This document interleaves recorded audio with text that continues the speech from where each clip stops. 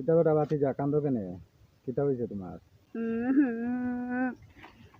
চাচা আমার বাড়ি গেছে না, আমি আড়াই গেছি অনেকদিন ধরে গরমের থেকে বাইরেছি না, তাহলে জঙ্গল জঙ্গল থেকে পোকামাকড় হাই কা অনেকদিন ধরে ফুসে দেবো।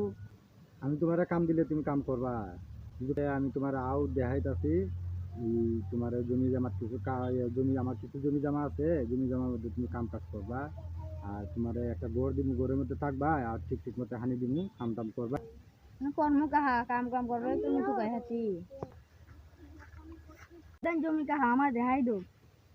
বাতি যা আমার সাথে আও, আমি জমি জমা দিয়ে দেখাই দিই তোমার কিবা কিবা কাজ করা লাগবো, নিয়ম কানুন যা আছে সব কিছু তোমার বুঝাই দিই।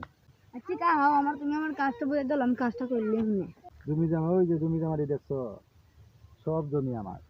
জমি জমা দিয়ে কাঁচা কুচা দিয়ে কাটবা। আর আলের মেশিন আছে, আমি কই দিব নে আল দি পাইব যে সময় সুন্দর করে কাঁচা দিয়ে কাটিয়া বাস টাস থাকলে বাইচে উঠা ওকে করলিবা, ঠিক আছে?